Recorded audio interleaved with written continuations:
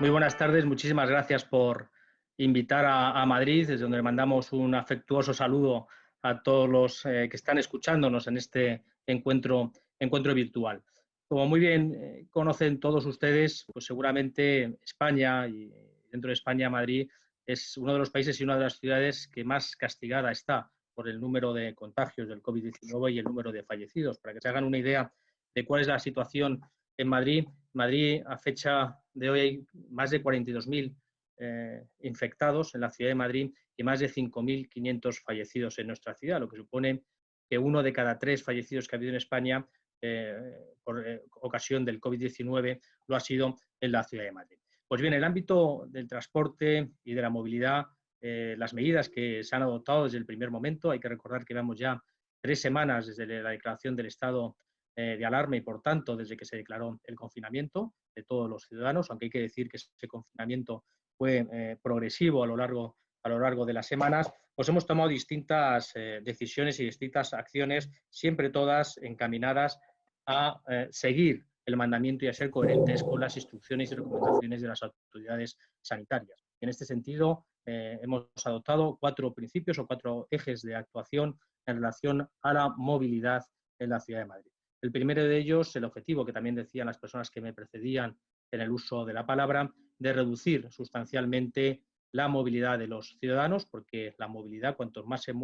nos movemos, más fácil o más probabilidades tenemos de contagiarnos, y por tanto se declaró aquellas acciones que eran absolutamente esenciales para el mantenimiento de los servicios públicos y a partir de ahí se produjo el confinamiento del resto de la población. Asimismo, el segundo eje al que ahora me referiré no solo tiene que ver con la limitación de la movilidad, sino que tiene que ver con la posibilidad de evitar las grandes concentraciones que, como bien conocen, cada vez que se producen las concentraciones también hay una alta probabilidad de contagio. El tercero de ello, el garantizar, en todo caso, las condiciones de seguridad y protección de aquellos trabajadores de esos servicios que fueron declarados esenciales, pero también de los propios trabajadores del transporte, aquellos conductores tanto de autobús como de trenes o de metro que están prestando también un servicio esencial. Y en cuarto lugar, garantizar a la ciudad de Madrid el abastecimiento y, por tanto, la movilidad del transporte de mercancías, que también, como es lógico, es un servicio absolutamente esencial. Pues bien, en ese primer eje que les decía de reducir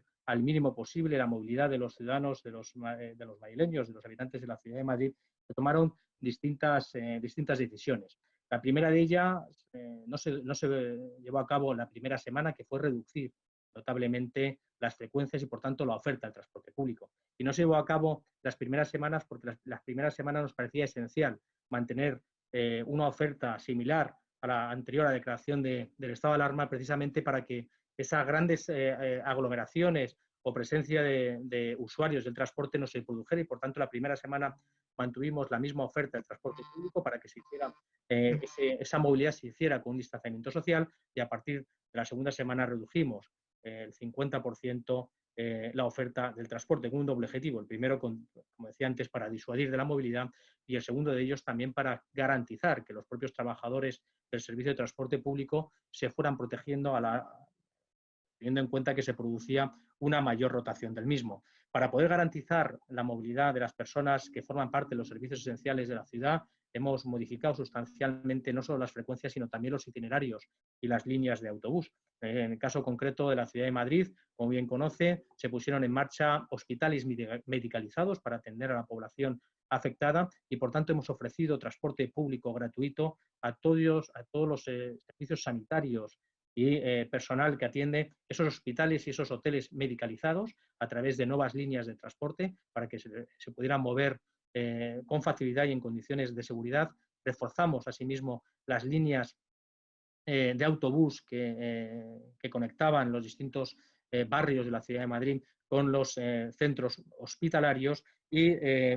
llevamos a cabo 2 medidas que contribuían a mejorar la seguridad de los usuarios. La primera de ellas, reducir el aforo máximo de los autobuses. En este caso, se redujo hasta 1/3 el aforo de los autobuses para que se pudiera mantener la distancia social. Y, en su lugar, también eliminamos la posibilidad del pago en efectivo, que nos parecía también que era una posible fuente de riesgo para los usuarios y para los trabajadores, teniendo en cuenta que se producía una interacción entre el conductor y el viajero. En segundo lugar, en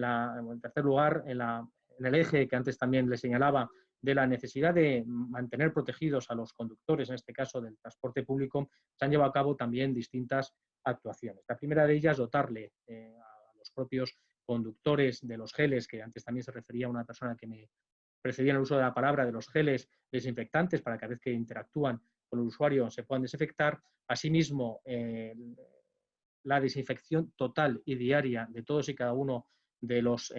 autobuses y de los coches del metro de Madrid, y luego se puso una circunstancia que los autobuses que tiene la ciudad de Madrid tienen mampara y por tanto ya es un elemento de protección de cara a los trabajadores y a los ciudadanos. En relación a la posibilidad de mantener, por supuesto, garantizado el abastecimiento de los productos esenciales en la ciudad de Madrid, dejamos sin efecto todas aquellas restricciones que tenían que ver con la movilidad y el transporte y el tráfico de mercancías en el interior de la ciudad de Madrid. Como bien saben, igual que en el resto de la mayoría de las ciudades, existen unos horarios y unas limitaciones, tanto por tipo de vehículo como como decía antes, por horario de entrada de los furgonetas y camiones de mercancías, que se quedó sin efecto ante la necesidad de reabastecer de una manera más permanente y más continua todos los supermercados y centros comerciales donde se puede uno comprar y vender, y entonces se produjo, como digo, una garantía de ese abastecimiento. Yo creo que en el ámbito de la movilidad y del transporte en la ciudad de Madrid, teniendo en cuenta las circunstancias tan especiales a las que nos hemos enfrentado, como el resto de las ciudades, creo que hemos dado una respuesta razonable, como digo, para reducir esos niveles de movilidad, como digo, para mantener ese distanciamiento social, pero también para dar una respuesta a aquellas personas que, por formar parte de esos servicios esenciales, tienen una necesidad de movilidad, y por eso, como digo, hemos sido capaces, a mi juicio, de darles respuesta. Y creo que hemos sido capaces porque hemos trabajado en tres ejes. El primero de ellos, le decía, hemos trabajado siguiendo tres recomendaciones. La primera de ellas, siguiendo todas y cada una de las recomendaciones de las autoridades sanitarias, y cada una de las peticiones ha sido atendida en función, como digo, de todas esas recomendaciones sanitarias. La segunda de ellas, porque en el ámbito de la movilidad y del transporte y de la gestión del tráfico en la ciudad de Madrid, se ha trabajado de manera coordinada con todas las administraciones. En España, las competencias en materia de tráfico, transporte y movilidad están divididas entre los tres niveles administrativos: la Administración General del Estado, por un lado, la Administración Regional y también los ayuntamientos y las corporaciones locales. Y en ese sentido se ha trabajado, como digo, de una manera muy coordinada y muy eficaz. Y la tercera de ellas ha sido la coordinación, información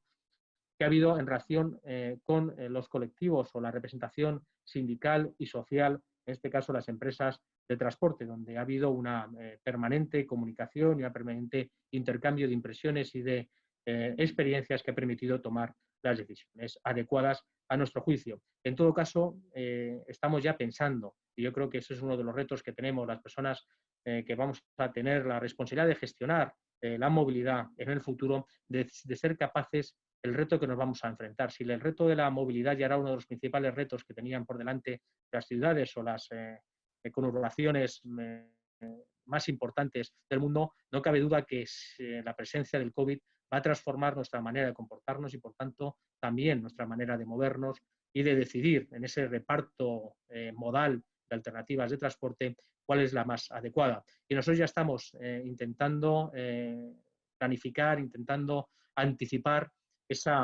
cómo va a ser esa movilidad. No cabe duda de que las exigencias por parte de los ciudadanos... Vicealcalde, pero necesitamos que concluya porque estamos muy tarde. Sí, de acuerdo. Por favor. Acabo ya en esa de anticipar cómo va a ser el futuro de la movilidad a nuestro juicio. Hay que empezar a replantear cómo vamos a integrar, porque va a ser una demanda por parte de los ciudadanos, esos nuevos modos de transporte en el menú o en el reparto modal del transporte en las ciudades. Muchísimas gracias.